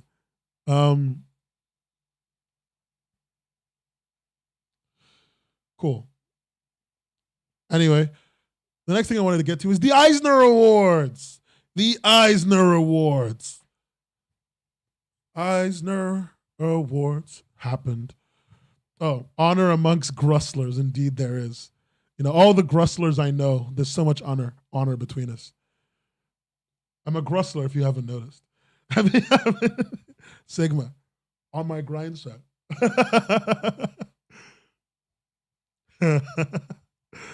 The Eisner Awards happened, and there's not really a lot for me to say, if I'm honest. Most of the people in the Eisner Awards this year kind of fucking were boring as shit.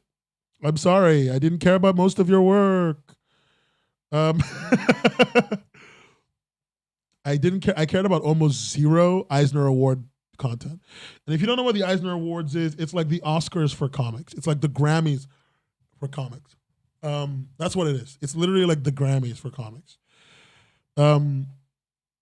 It's for every, and it talks about, it handles different sections of comic creation. And the only sections I cared about this year were the best webcomic, best digital comic, and best comics related periodical / journalism.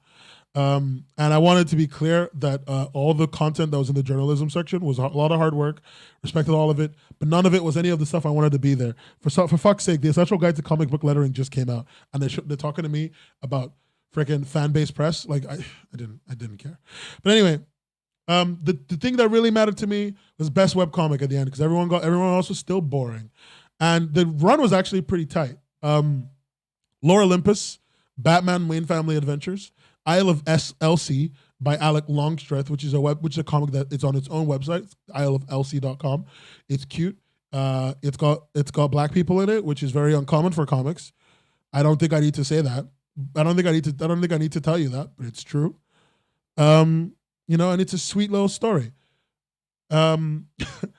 Navillera, Like a Butterfly, a story about an old man who wants to start doing ballet and feel alive and do something that he enjoys in Korea, and having to deal with having to deal with the judgment of other Koreans and Korean masculinity and like Korean toxic masculinity, and a comic called Unmasked by what's their name again? Hold on, let me read that again. Unmasked by Brary and Nuit. Brary and Nuit, who make comics on the website Webtoon Factory, a website that I think is amazing. And if you make good content, you should probably reach out to. They're French. They're really cool. I love Webtoon Factory. Everything they make is French though, so But they have English translations, so it might be worth putting your stuff on there. Their content is premium webcomics. That's what they put out, and almost every year, they are in an Eisner. Almost every year they're in an Eisner. So, like Webtoon Factory, I've been looking at them for ages. They're French. They make some of the best bande dessinée in the world is on this website. Bande dessinée is just a French word for comics. But it's a great website. And this is the one that was Eisner nominated. Anyway,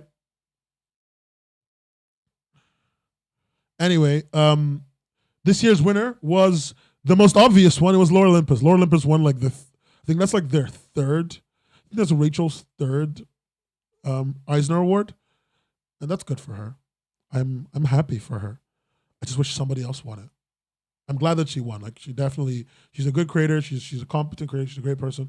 I honestly just wanted someone else to win it, just as like a shake-up, From Luxiva, I have a terrible story about the ballet comic, Like a Butterfly. What's your terrible story about Navillera? What's your terrible story? Please engage with me. Give the chat your story. Oh my God. No, at the end of the day, I am. Oh, chat. So I'm always plagued by very questionable ads for mature comics, and I found out the comments. Oh, there's more? Okay, cool. I'll let you send all that chat. Anyway, The Eisner Awards is really nice. I think it's nice that we have a little award ceremony for comic creators. It was happened at San Diego Comic Con, which I actually want to say something real quick about San Diego Comic Con. If you went to SDCC, I think it's still ongoing. If you went to SDCC, I hope you're safe. I hope you're actually wearing your mask. I hope you're keeping yourself safe. Guys, I need to remind you that COVID deaths are up this year. That's just me doing my responsibility. COVID deaths are up. COVID hospitalizations are up. So please continue to wear your mask. Please continue to stay safe. And please don't go to SDCC. Just don't go. Oh my fucking God. Like if you're already there, stay safe. But for the rest of you, please don't go. Please do not go. I am begging you on God, on Woba. Like, please don't go. I am so worried for your safety. My friends went to a con not that long ago, and people got COVID there too. Please don't go. You have the Rona? I'm dying. I'm dying. Y'all just want to give me stress. All of you just want to give me stress. God. You want to cause me pain. Like, don't get COVID. I'm begging you. Give me a heart attack. Like, you don't have to go to a con this year. It's okay. You can skip another 2 years of cons. It's not going to kill you, I promise. You're already loners, and like you stay indoors all day. Don't pretend like you want to be social now when it's dangerous. Please. Oh, God. You absolute children. I'm so worried about everyone. Like I saw it reminds me of the Anime Expo. The Anime Expo like crowd. Fuck. I almost threw up when I saw that. I'm going to a con soon, got 3 boosters. From Samurai Flame, guess I'll die. Forbidden fruits are the Neko, no! You fuckwit. Forbidden fruits are not the sweetest. You're not out there to die. Oh, Jesus Christ. Oh, why would you even, guys, come on. I'm begging you. Do not die in a place that is at best do not die at a convention that its biggest claim to fame is that it is a joke in Big Bang Theory. Please, you're better than that. You're better than Big Bang Theory knockoff than dying because you went to the Big Bang Theory joke house. Like, please, I'm begging you. Oh, God, you fucking assholes. If you're gonna die, at the very least, if I'm gonna say this now, if you want to still go and you're gonna go and get COVID, at the very least, make sure you give me you put most of the rest of your money into my Patreon. I'll use it to do good while you die. I'll use it to do actual good stuff, and I will not run out into the middle of nowhere and die of COVID. Fucking assholes. Oh, God. My viewers have problems. Do not die, Leo. That's the advice I've got. Such a powerful piece of advice. I went to my first Japan Expo this year. Worth it. Thomas, no! I mean, no, actually, no. Japanese people wear their masks and they social distance already, so you'll be fine. You were fine. Yeah, I'm sure you were fine. So, it's good. I'm glad that it was worth it for you. As long as this flight wasn't too bad, you probably didn't even think about COVID while you were there because everyone was being safe. Hopefully, I'm hoping to God. I'm hoping to God. Anyway, let's see looks of a story in chat, guys. So I'm always plagued by very questionable ads for mature comics, and I found out the comments were the wildest troll fest, clowning on the comics. I joined in on the clownery, and it was all fun and games, and then I got an ad for this ballet comic. And I assumed it was another mature comic, and you wrote Ballet Twink and Grandpa, not my kink. I woke up to a ton of replies of people losing their shit over my comment, telling me to get Jesus. I thought it was questionable yaoi, but it was a very wholesome story. That's your fault. Asha, You can't just listen. You gotta draw. Listen, Asha. Listen to me, Asha. Asha draws. Can I call you Asha? Right? I'm talking to you specifically now. No one else. No one else in this chat. You specifically. You and me in a room right now, face to face. Right? I want you to listen to me real quick. All right? You're a Grustler. Okay, bud. You're a Grustler. All right? You're not some 2-bit person from Canada. Okay, you're a Grustler. All right? And that means that you cannot be out here falling for the oldest trick in the book, just listening to me and not like doing your work too. Everyone knows that the true Grustler mentality is working and listening to the podcast, right? It's multitasking. Remember, your time is too valuable. You're on that grind set. I can't even like continue the joke anymore. The joke has gotten so meta that it upsets me. I should say Grustler is in my joke, so I can't put it on a t-shirt. Oh, Thomas, it was in France. No mask. Jesus Christ. Sacre bleu. Oh, I'm sorry. That's not all. I actually know French. I know that's kind of racist to say sacre bleu, but just I'm never doing that again. I've made my mistake. I haven't started my comic either. From Ocean Backwards. Last second grind set is the greatest. Drawing call to action while listening. You see that, Asha? You see Korgs in the YouTube chat, in the chat that shall not be named? Korgs is a Grustler on that grind set, stacking that paper, stacking those 10-cent coins.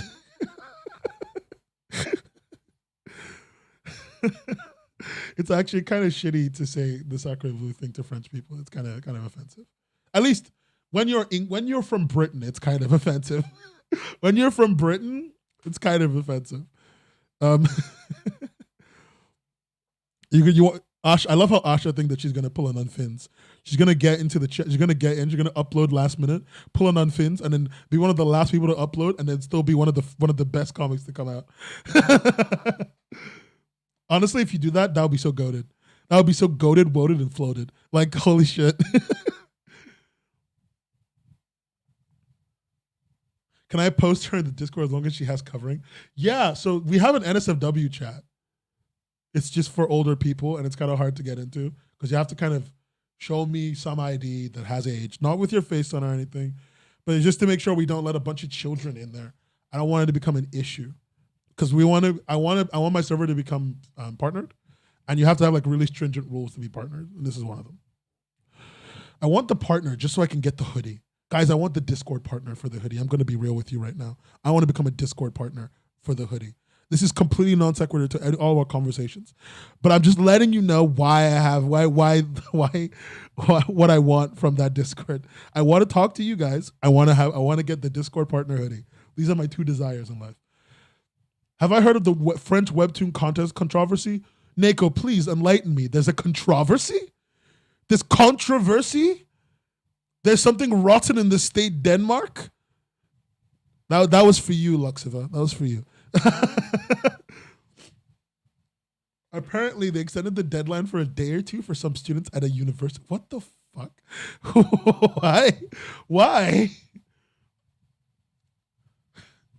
I stopped reading French webtoons because they're not very good. I didn't enjoy reading the ones. And also, a lot of the French webtoons are just bad Canadian French. I just didn't like being on there. People are saying that Webtoon set them up from the beginning.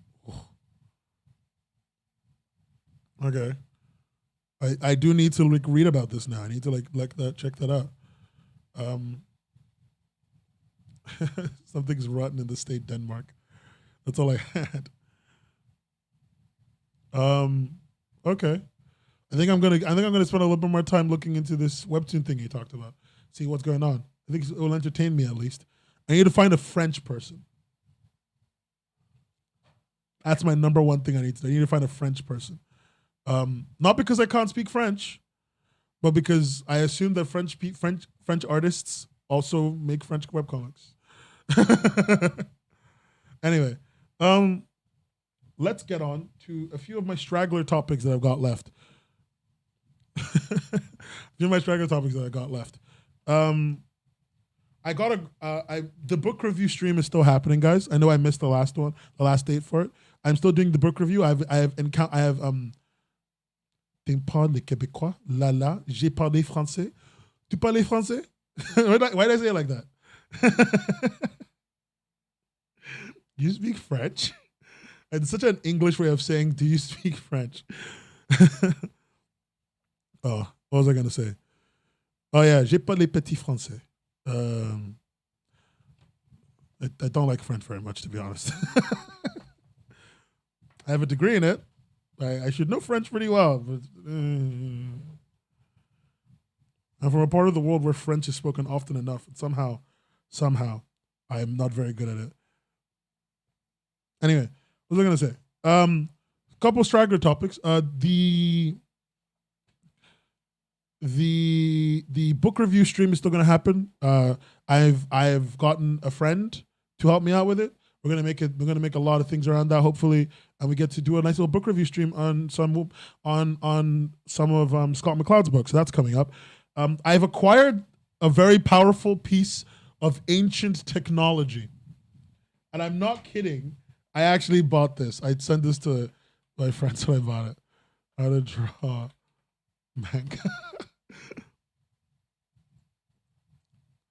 I've acquired a very powerful, potent piece of ancient technology.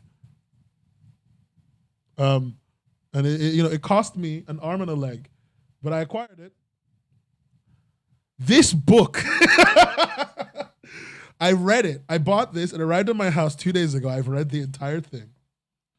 I've read the entire book. And I'm going to be real with you guys. It's not a bad book. Like, this book isn't bad. This book isn't, like, too bad. Like, tutorial books are really weird when you're trying to talk about them and what. Okay, so here's the thing I'm going to say. Every book has, like, a philosophy attached to it. Tutorial books have a philosophy attached to them. They all do. Because the author is trying to teach you their perception of how art functions, right? And after reading Katie Coop's book, I have to honestly say that this is one of the best beginner books I've ever read.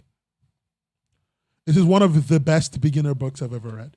Like, the art style that she's trying to get you to draw isn't, like, incredible, but, like, it's a book that I think is very self-aware. Like, I think Katie Coop drew this knowing full well that this isn't a peak anime style or a manga style. Katie Coop wanted to do two things. She wanted to get you close to a manga style, and she wanted to make sure that what she drew on the page could be similar enough to what you're drawing soon enough. I read this entire book. She talks about how to ink hair. She talks about how to draw faces and angles. She puts quite a lot of work into explaining a lot of things very well. Like, okay, here's an example. And it's like, it's super easy, but let me just bring it on like this. She's like, talks about how you can get to turn your stickman into a person. You need to add tubes, spheres, and so on. See how every shape is joined to the next one with a sphere? She's teaching, like, the most basic of art to young kids who have never drawn before, and it works. As someone who doesn't draw, I read this and I was like, I knew this, but I really get it. I didn't know she was a child. Like, I didn't know she was a child. All I know is Katie Coop's work, for better or for worse, is one of the best art tutorial books I've ever read. Like, it's one of the best art tutorial books I have ever read. And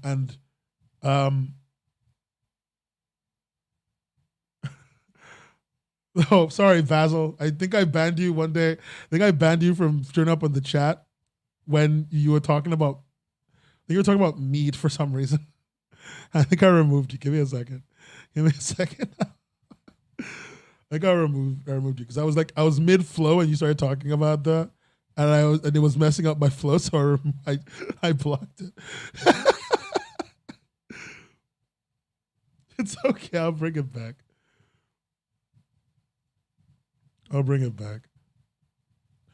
But yeah, like, unironically, Katie Coop is an OG. She's a goat. I don't even know if there's still a she, but whatever they are, they're a goat. And everyone should stop hating on this book because it's actually goated. I'm not even kidding. I'm not even kidding. Oh my god.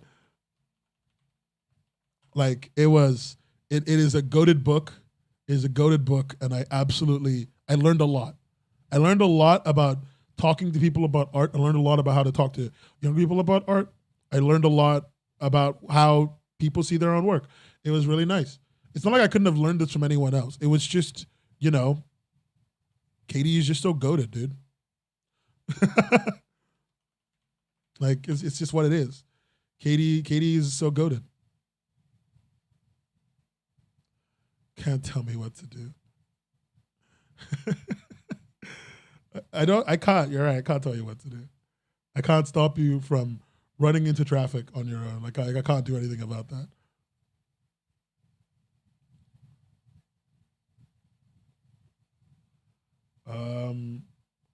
Okay. Basil, I've got some bad news for you, bud. I've got some bad news for you, bud. I will. It's gonna take me a little bit of time to get you back on chat. So just hang tight, bud. Oh, stop talking about Dragon's Dogma. Okay, I'm not bringing you back. I'm not bringing you back now that you've done that. Anyway, I used to run into traffic all the time as a kid. Don't do that. Why would you tell me that? Do you say these things to hurt me? Do you guys say these things with like the intention of causing me pain? Like, is that what this is for? Is that what this is about? Just making me feel concerned. That's not what this is for.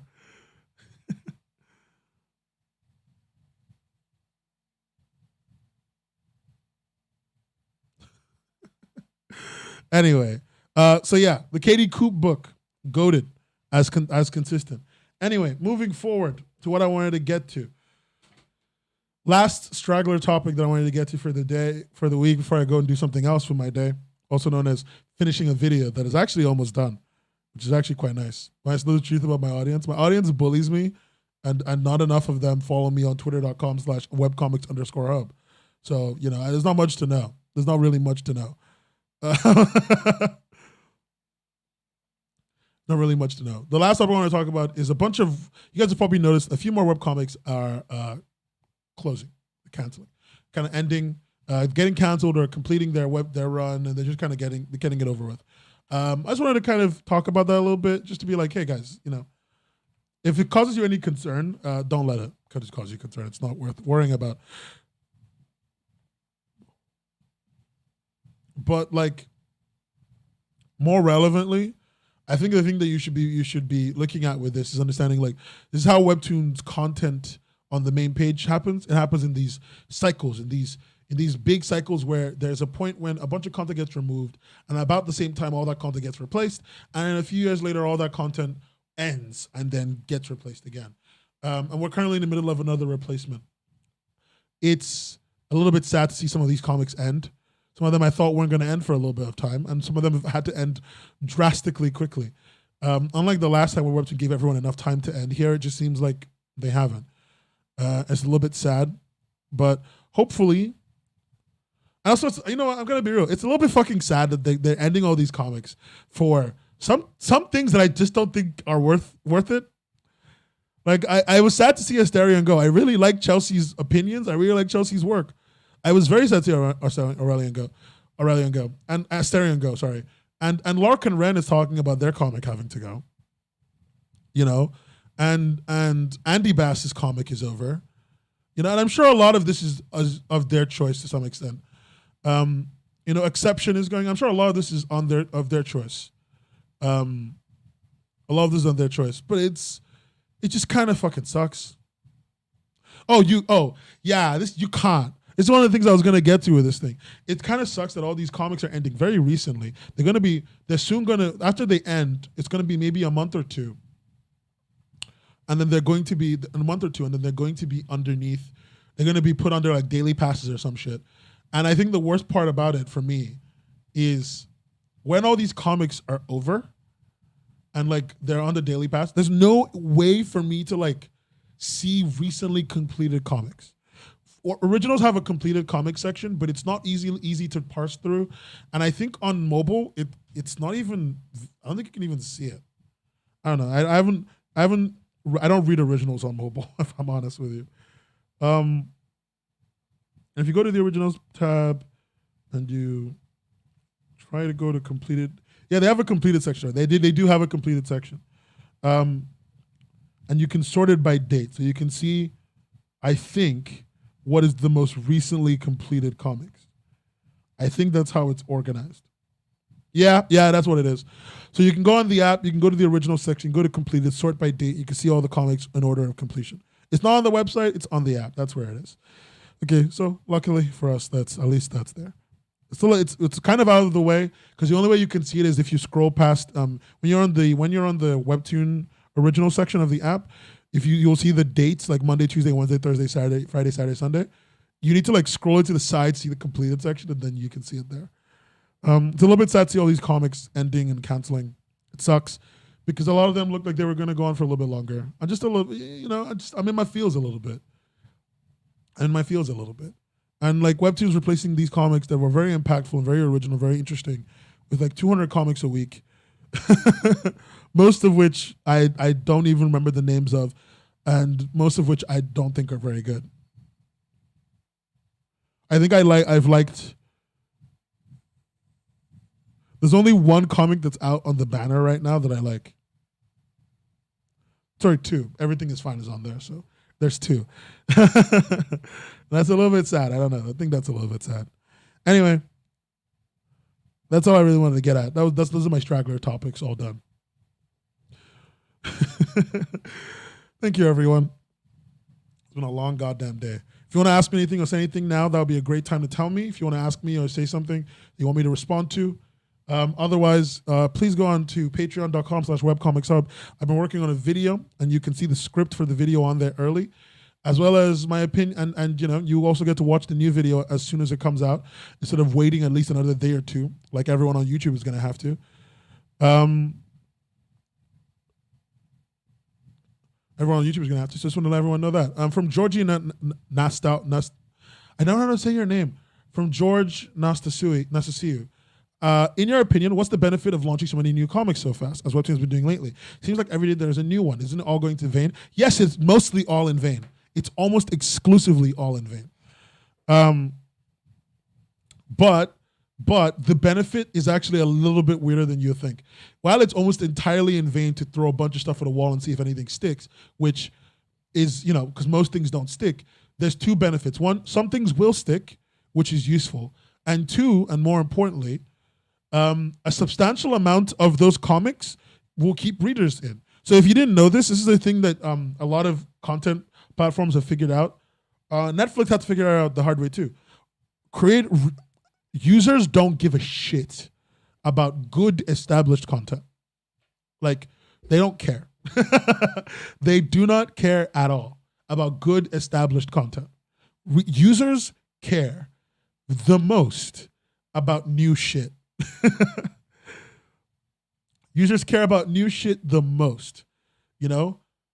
It is incredibly strange to see, but the more users will come in droves to see new content, even if the new content is bad. And a lot of the content that Webtoon has been releasing isn't even bad. A lot of it has not been interesting to most of us, but it's content that is currently popular on scanlation sites. Like if you look on the banner, one of the comics that's on there is the lazy lord masters the sword, or something like that. And that's like really popular in scanlation sites. The Lazy Lord Masters the Sword is really, really popular right now on scanlation platforms.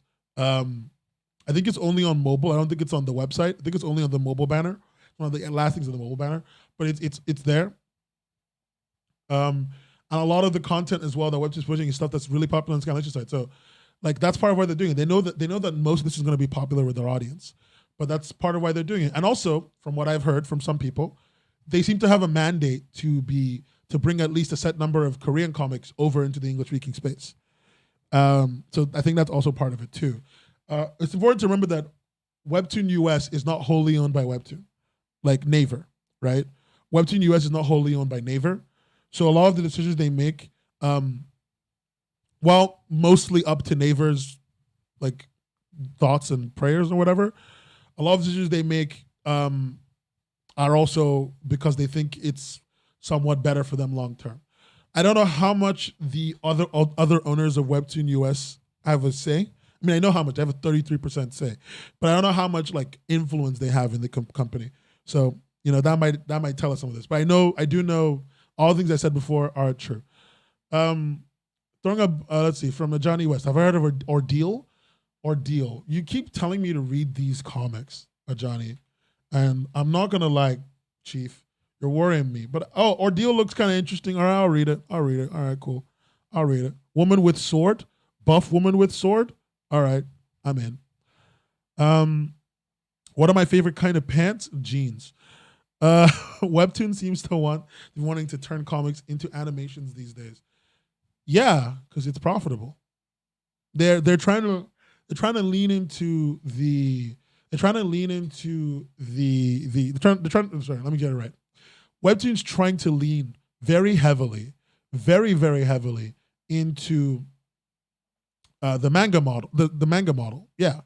The manga model, if you don't know, is a system where the comic is popular enough, the manga is popular enough. First, it would get a book, but Webtoon doesn't do books. So the manga gets popular enough, so you take the manga and then you make an alternative IP with it. You use it in some alternative IP. You put it in a game, you put it in a book, you make a TV show, an anime. And then after that anime, you sell a book. You sell a book or some merch or some IP or something that allows you as the IP holder to capitalize on the new hype you've drummed. So that's what they're trying to do, which is why they care about animation now. What annoys me is they bring in these series popular on Scanlation sites, and they're behind the raws, like so they're behind the Scanlation site raws, but they're behind. No, Webtoon is behind on translations while Scanlation sites are already up to date on all the raws. Yeah, that's actually like a really weird problem. So from one of the translators I know, who I need to talk to again, Webtoon can't use raw translations, but they also already underpay their translators and overwork them. So I think a part of the reason why it's behind is because these people are underpaid, overworked, and are asked to do a ton of work that Webtoon is paying for, and it's not a great relationship, and it just takes a lot longer. Also, remember, I need to remind you something. Scanlation sites localize in a very specific way. They localize for the audience. Webtoon is localizing for the company. So remember that. Webtoon is localizing for the company, right? And that's kind of annoying. Oh, that was gross. I had to like sniff that. That sucked. Anyway, Asha draws. Yeah, the manga model is the phrase I was looking for. Maybe that is another reason they are spitting out content, looking for that next thing. Yeah, it could be part of it. It could be very much part of that plan. That's not a strange thing to say.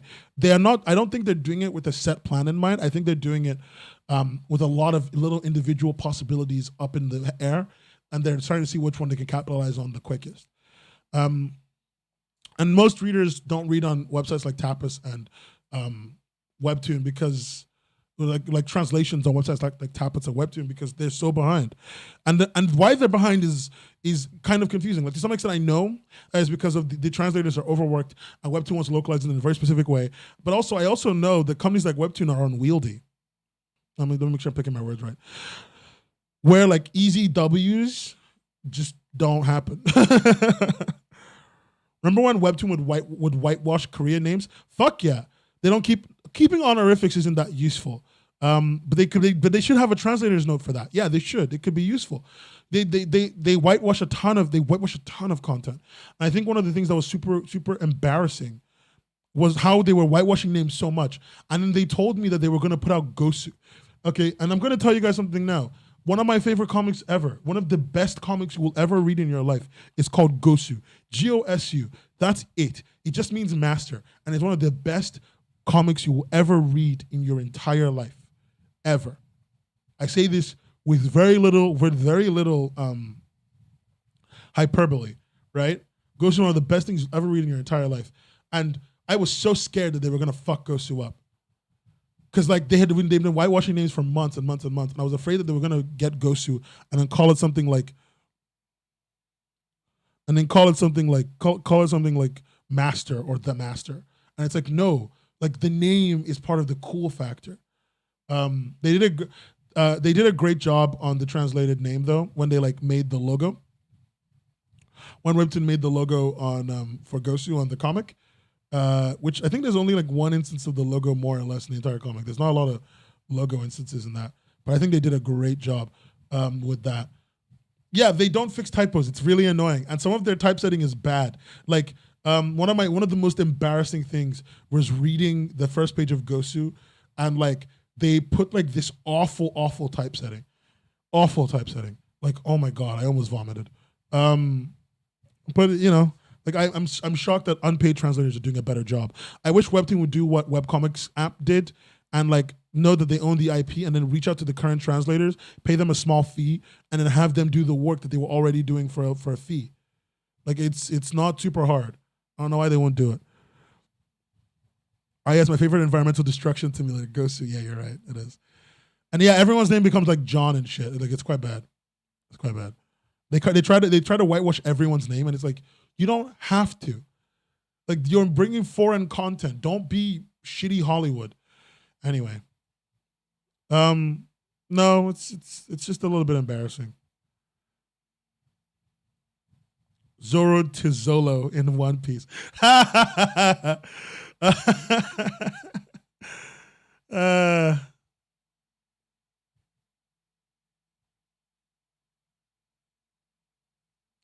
God, that's actually funny. Anyway, since we're on One Piece, dreaming, don't give it up. Nan, dreaming, please go to my Patreon, dreaming, and subscribe to my YouTube, dreaming. Also, click that bell. Subscribe and click that bell. Or you can subscribe to me on Twitch, twitch.tv/Webcomics Hub. You can subscribe and follow. Give me that tier 3 sub. Make me... I'm the Pokemon in your life now. A lot of respect for her. Hi, my name is John Johnson, the John. Anyway, yeah, thank you guys for showing up today. It's been real nice. Make sure you join the Discord at discord.webcomicshub.co.uk. Make sure you follow on the Twitter. Make sure I have an Instagram. I don't use it. Make sure you subscribe on YouTube and you ding that bell hard. Make sure you follow on Twitch if you'd rather use Twitch. Although I'm gonna be honest, YouTube's pretty good. Thank you for all coming to the live. I love having conversations with you guys on the live. Whenever you guys come, please bring your A game, bring your brains, bring yourselves. Tell me what you think. I love knowing what you guys think. Like genuinely, every conversation with you guys is a wonderful moment for me because I learn a lot about what you're thinking. And I love to get new information. If you have a topic you want me to talk about, and you're on the Discord, you can just scroll. You can take the podcast roll in the roll section, scroll down to podcast stuff, and put it in the suggestions box, and I will read it. I always do, and I will try and implement it if I can. If you're a patron, you can just send me a message on Patreon. I have to kind of do what you say anyway. You're my boss. Anyway, other than that, that's kind of it from me. I've been Nen. You've all been awesome. And I'll see you next week. Next week. I don't know what we're doing next week, but we're doing something next week. We'll see what it is. We'll see. And also watch out for the next 2 or 3 weeks for my new video. I'll tell you when it comes out, but I also just remember a video's coming out. It's on villains. If you're on the Patreon, you can already read the script. So go read the script over there. Tell me your thoughts. All right. Thank you very much.